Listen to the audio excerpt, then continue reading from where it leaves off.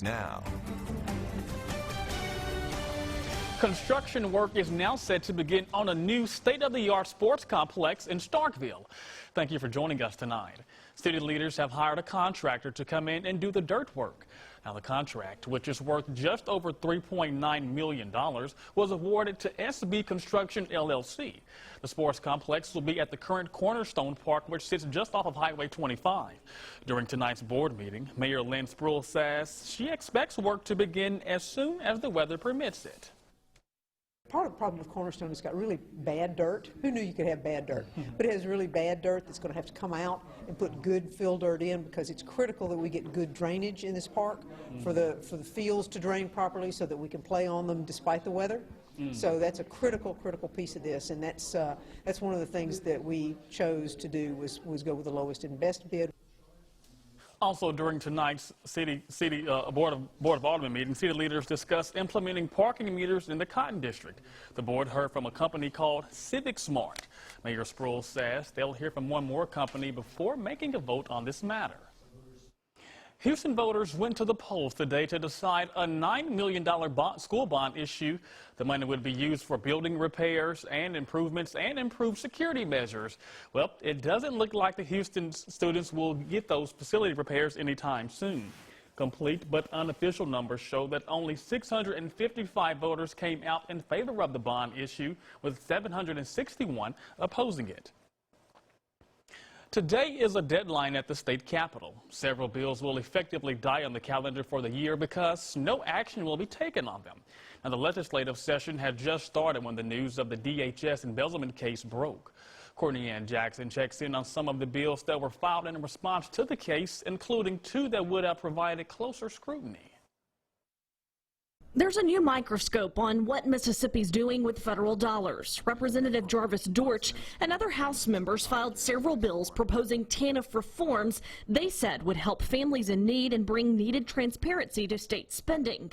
None of those bills survived deadline day. You can put controls on TANF spending if the legislature actually has any interest in doing that. This is one of the problems with block granting any type of program, when especially if a legislature is unwilling to actually do the hard work and decide where that money needs to go. You're basically creating a slush fund that people in the executive office can use for their own personal gain. Senator Angela Turner Ford also filed legislation attempting to add oversight to the process. Again, it was never brought out of committee. I think that does come down to political will. We have to make sure that our taxpayers' dollars are protected. And of course, in order to do that, you have to have the numbers. You need the support.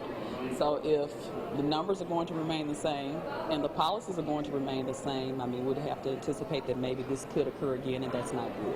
Those same lawmakers criticized a bill that has advanced. They say it would allow recipients of programs like Medicaid or TANF to be audited. The bill sponsor says the bill was intended to help the auditor's office comply with a federal rule. Review, not audit, but review tax returns that are in the Department of Revenue's possession and compare them to the applications that were submitted. So people that were saying, I need Medicaid assistance because I don't make enough money, they're going to basically take a small sample size and see what percentage of the people that have filed tax returns actually match up with the application that they put in. Courtney Ann Jackson, WCBI News. Other bills that have advanced are a teacher pay raise, equal pay, and amending the state hate crime laws to include disabilities, sexual orientation, and gender identity. Well, former Vice President Joe Biden built on his very recent momentum with strong showings in eastern and southern Super Tuesday states. Senator Bernie Sanders also scored early victories and is expected to do well out west. Voters in 14 states and one territory went to the polls today, and the majority of them saying their top concern is beating Donald Trump. CBS's Danya Bacchus has more from Los Angeles. A reinvigorated Joe Biden was the comeback kid of Super Tuesday. I'm here to report we are very much alive. This campaign will send Donald Trump packing. CBS News projects decisive wins for the former vice president in Virginia, North Carolina, Tennessee, and Alabama, solidifying the African-American vote there.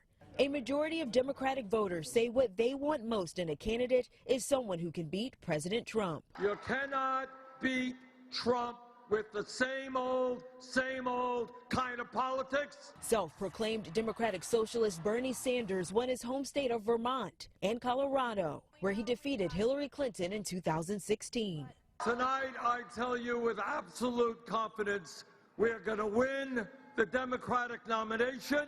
Super Tuesday states are helping to solidify this as a two-man race for the Democratic nomination, but the other contenders aren't throwing in the towel just yet. Former New York Mayor Michael Bloomberg outspent Sanders 85-1 and Biden 75-1 in Virginia alone and came up empty-handed there.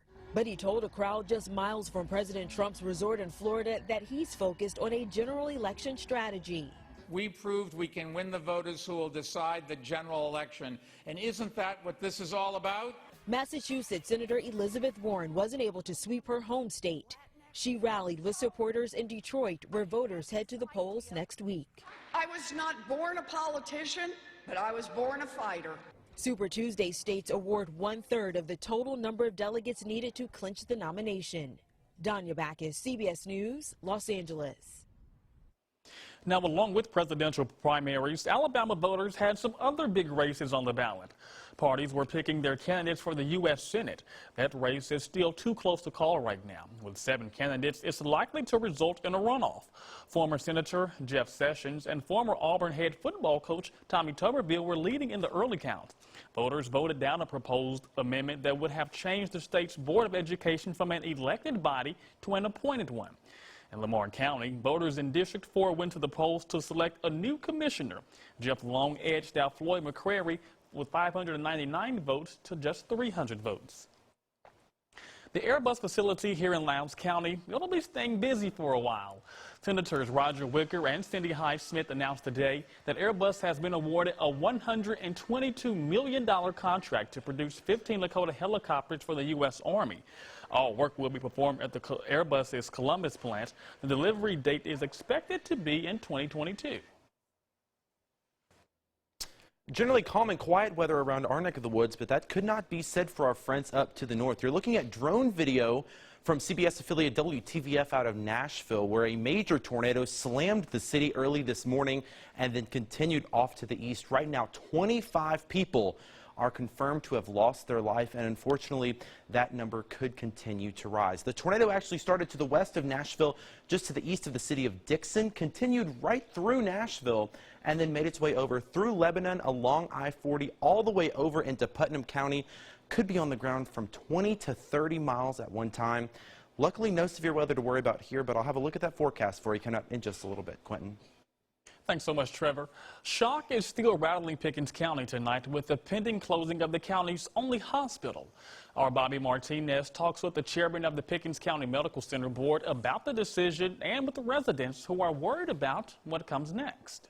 This has been a very difficult process. It has been a tough 24 hours for people in Pickens County. A hospital that has been convenient to many for medical care will be closed for good by the end of the work week, leaving workers just days to find a new job and patients scattering to seek medical care miles away from their home. So the question many have been asking is, how did this happen? We have for quite some time been back and forth due to federal regulations and due to federal funding. We've been looking at an opportunity to help our hospital in many different ways, and we come to the understanding that from a financial standpoint, it was going to be inevitable for us to continue to operate our hospital. McDaniel says he understands workers are upset. He adds the hospital administrators are doing all they can to help them find jobs. We're working with local agencies to try to get those employees replaced to different places, opportunity for jobs. We definitely want to give as much opportunity available to people. We're looking at how we can revamp and restructure things to help the organization in some areas that would provide it opportunity for the people here in the county. As for the patients, all patients will be definitely cared for, no doubt about it. And when it comes that time, those patients will be have an opportunity to be transferred to the place that's going to provide the best medical care for them.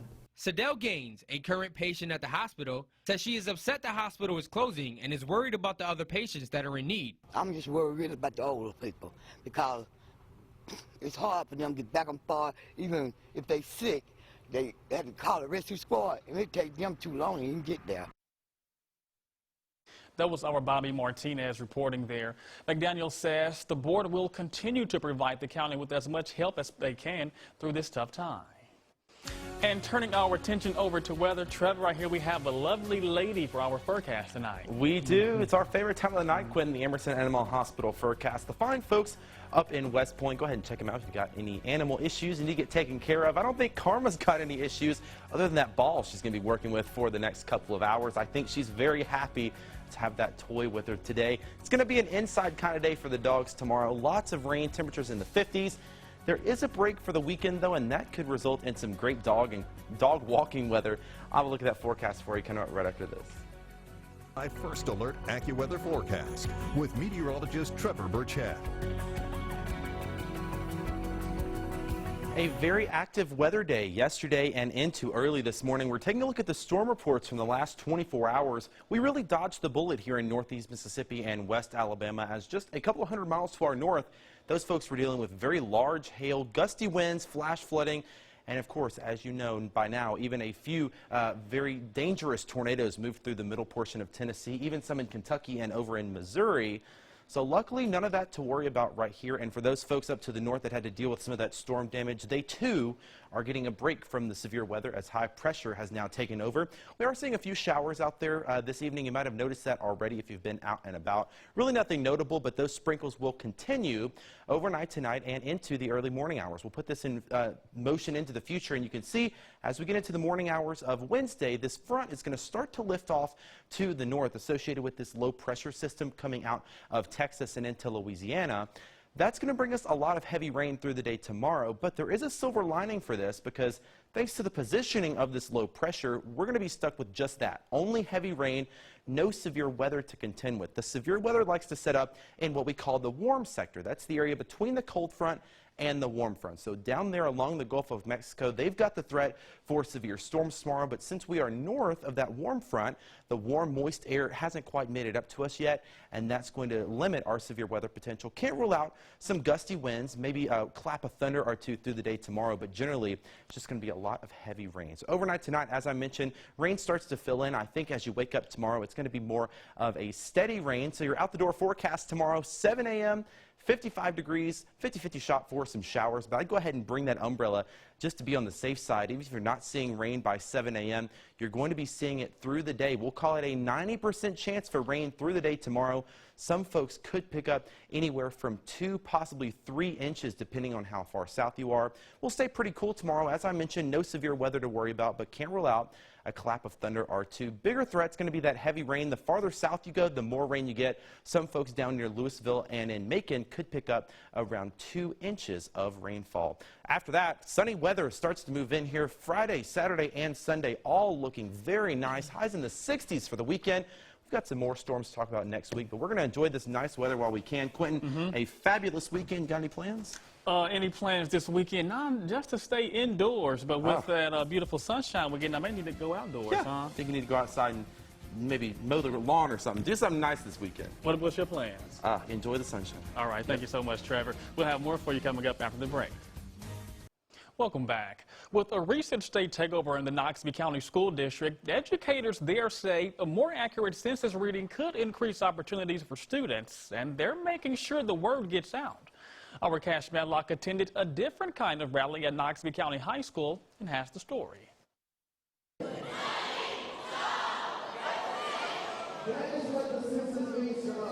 Not your average pep rally. Knoxville County High School students are excited, but not about their next sporting event or even their upcoming spring break.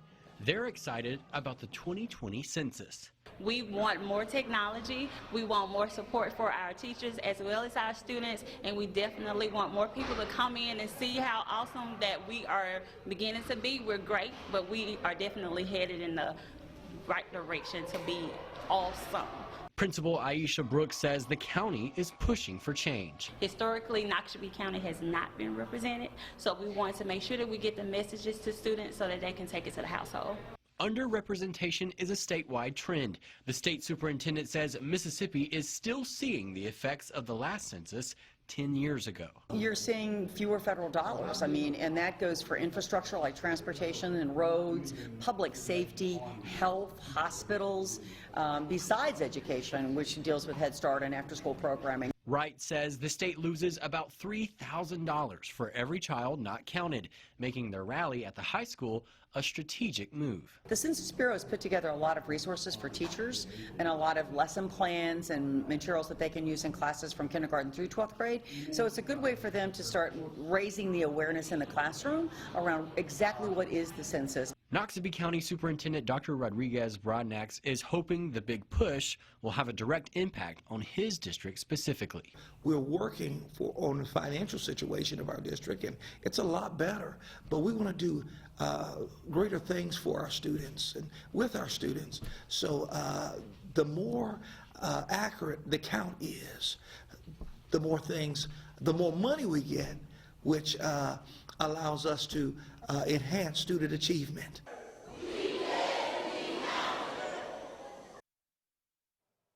Columbus and Calhoun City punched their ticket to a state championship. See the highlights from Jackson coming up next in sports. Here's sports with Tom Ebel. Day 2 of semifinals at the Big House in Jackson. Class 2A and 5A in action today. The Calhoun City Lady Wildcats hit with heartbreak a season ago, coming up just short of a title appearance, hoping to put that loss behind them. 2A girls semis, Calhoun City versus Puckett. First quarter, Puckett coming out guns blazing. Mary Anna Dearman, corner 3 is good. 11-2 Puckett early on, but Calhoun City roars back in a hurry. 30 seconds left in the first. Deshira Jennings to Quay Bailey and 1 bucket. Calhoun City cuts Puckett's lead to 2. Second quarter, Lady Cats take the lead. Jennings to Conley Langford for the corner triple. 4-point Calhoun City lead, and if 1 3 wasn't good enough, here's another.